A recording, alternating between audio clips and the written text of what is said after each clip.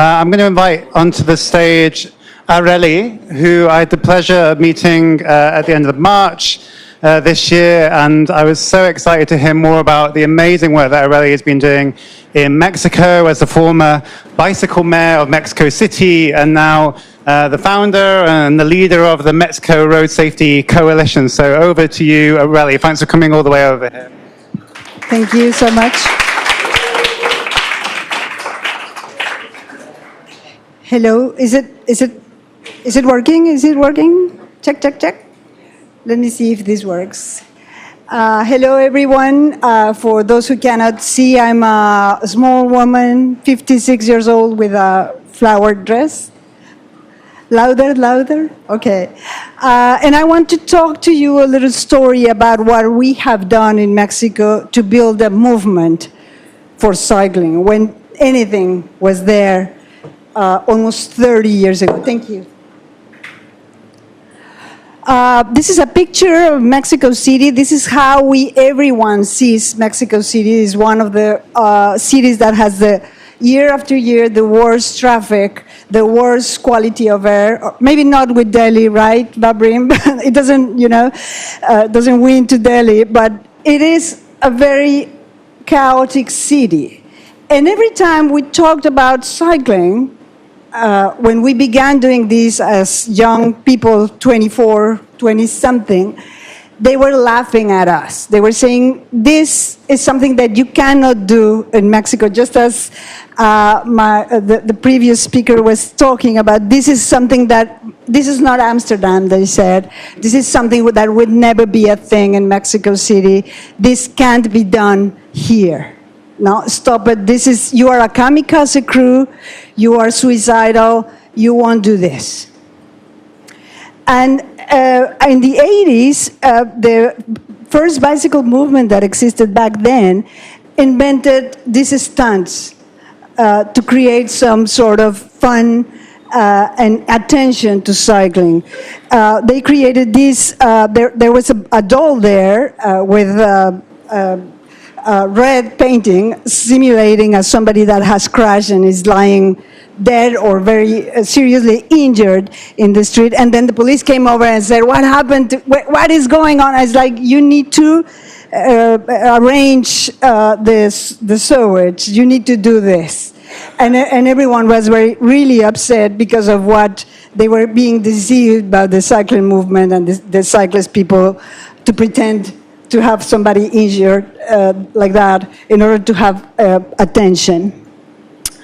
And I remember the legend says that in those days they brought over a bicycle and they intended to give away this bicycle to the then mayor of Mexico City. And he never came out, obviously. He never, really cared about a bunch of kids that were giving away a bicycle. But this guy, very gray, unknown people came over. And remember him, because I'm going to tell you why later. This guy not only took the bicycle, but also said, oh, this is so nice, and agreed to give a first round cycling around Zócalos, Mexico City, with a bunch of kids that were giving away this bicycle.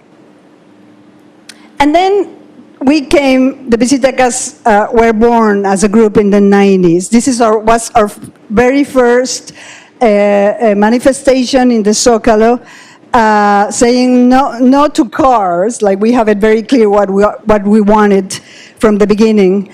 And everyone was like, what are you doing here? What is this for?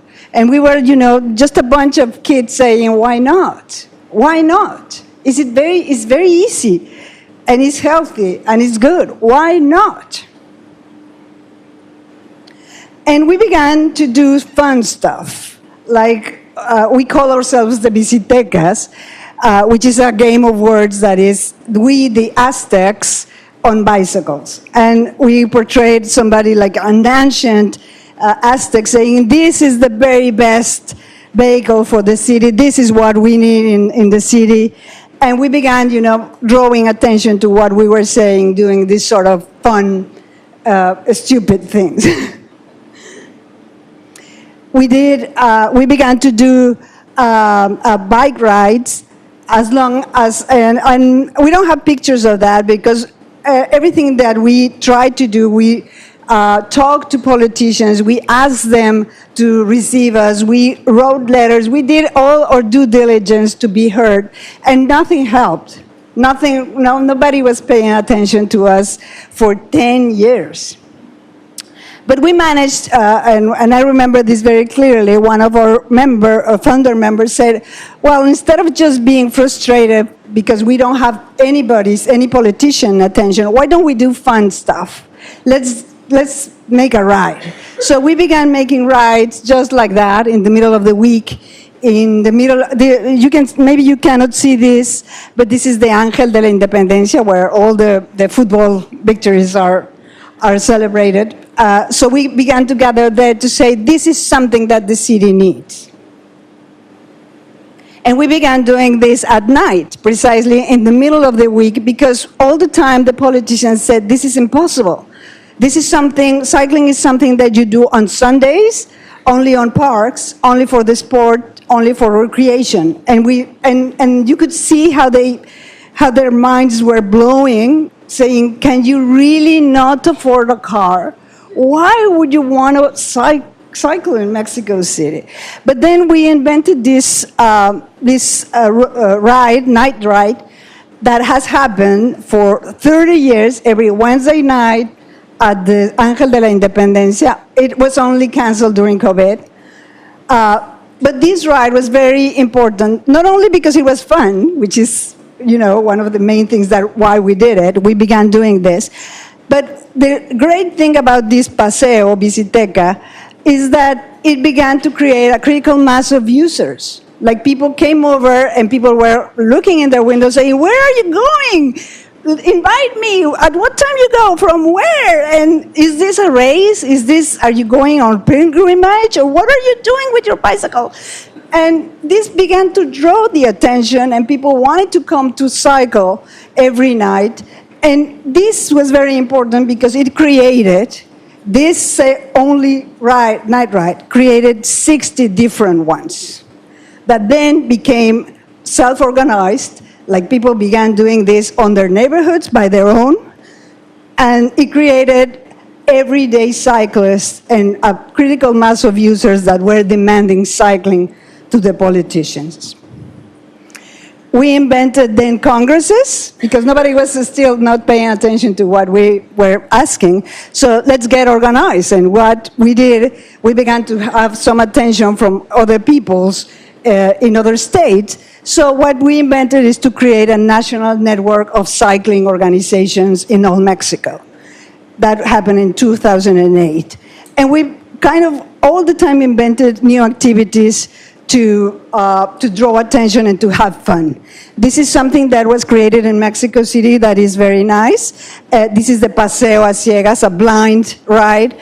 The person that can see is in the front of the bicycle, and a person that cannot see or is visually impaired goes in the back seat. So like that, we kind of say, this is for everybody. This is something, and cycling is something that can be enjoyed by everyone. It's not only for young people or for very sportive persons. It can be enjoyed by everyone. And I'm happy to say that after this began doing in Mexico City, it just became something that was created in other states in Mexico, and then later on was created in other Latin American countries. So from Mexico to the world, this thing was, becoming popular, presenting and providing an opportunity for people to enjoy. And then we did a lot of other things, like we also did manifestations. And we were like, outraging authorities, because this is the second floor inauguration. Like, people were there waiting to be the first ones to ride in this huge second floor highways. And we managed to be there in the same day of inauguration to blockade with our bodies. And it was a huge scandal in Mexico, saying, how come there's people that don't want to do this, that don't want this, no? and also did parking days, as you can see there in some of this picture. This was also very popular and was shocking for many of our colleagues in the United States that we hand-painted a bike path on our own in the front of our Congress. And the police came over and said, "What are you doing?" And we're just painting. "Oh, okay." And nobody, like we were doing this self-made, do-it-yourself bike path in front of the Congress to demand a political action. And there's other picture here you can see. We use every opportunity that we have to talk about the importance of cycling. And once a big earthquake hit Mexico City, we created and invented a very huge and very efficient system to bring help to the collapsed buildings and to rescue people that was lying beneath the rubble. So all the people that was all the time saying, "Get away, cyclists, you are such a bothersome," they were kind of, yes, cyclists are so good because they are helping the people that is in need. So we use every opportunity to be part of the city's conversation.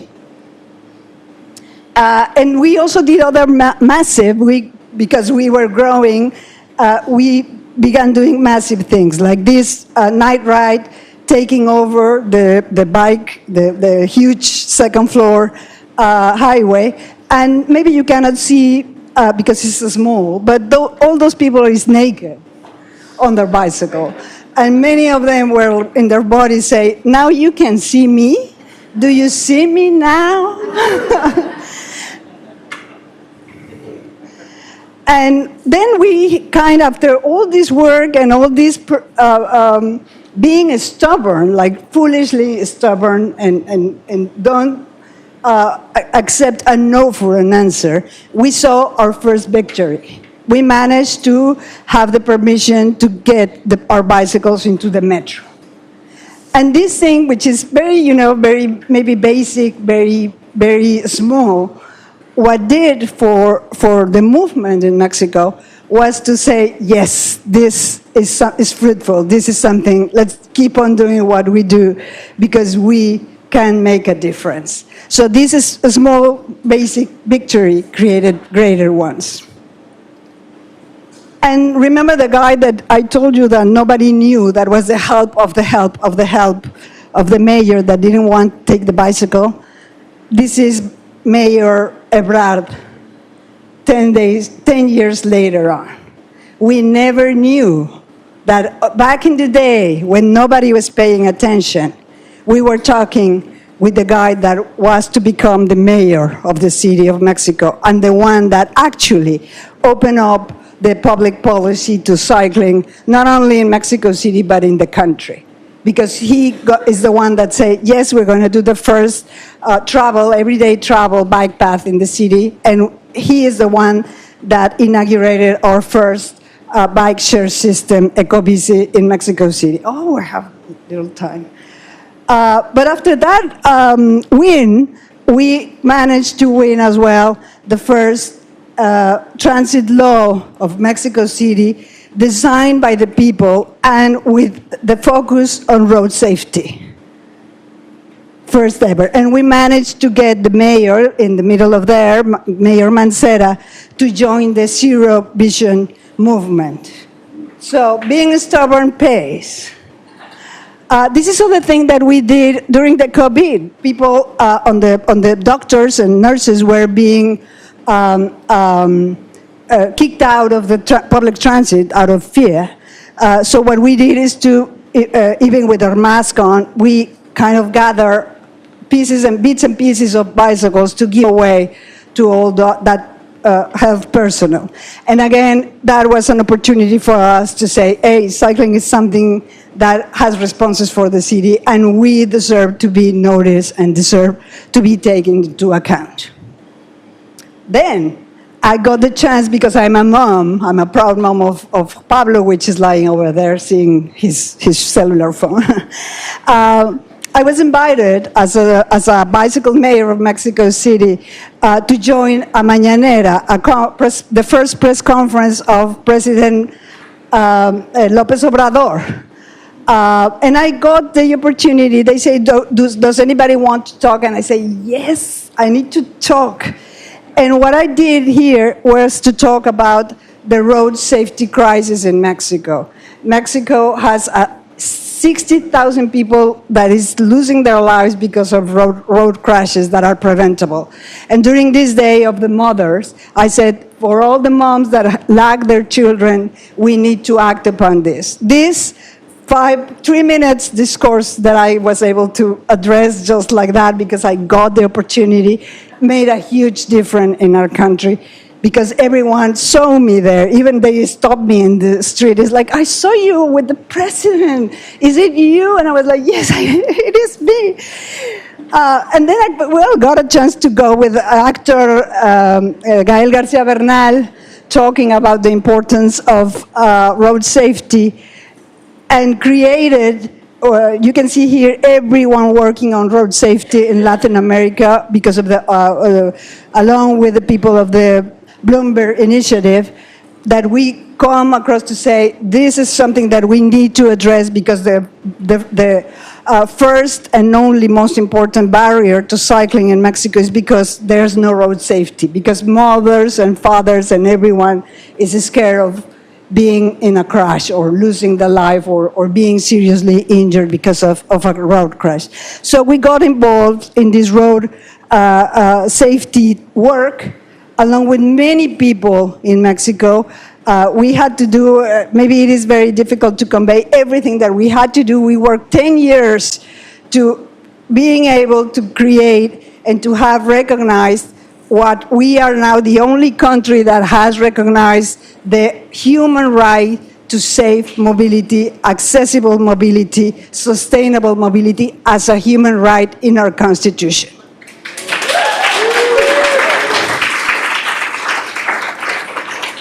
You can see here some of the work that we had to do being mobilized and organized nationally to achieve this. And because of that right, we also were able to have passed and approved the first ever Mexican law on mobility and road safety that now is into force since 2022. So because of that work, we were named and received the Prince Michael International Road Safety Prize in 2022, because I'm proudly here to say that we did all this as citizens. There was no any partisan, any political, nobody was caring about this, and we did this on our own. So, well, we are now keep on organizing. We have chapters in 28 out of 32 states in Mexico, working both in mobility and in road safety, and we are keep on, this was the first encounter, and this is the second one, growing strong. And I just want to say, please do have fun. Please be stubborn. Please be creative. You will win.